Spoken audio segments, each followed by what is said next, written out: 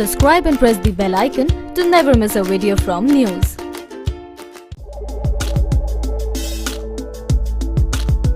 In an initiative to conserve endangered species of birds, Odisha's Ganjam district administration has come up with over 5,000 artificial nests which will conserve house sparrows and several other birds.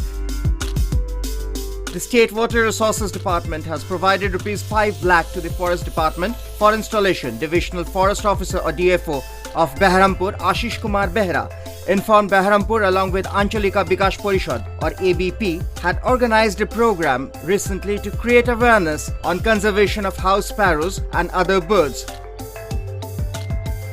The nests are made of clay, coconut coir and plywood. News Desk.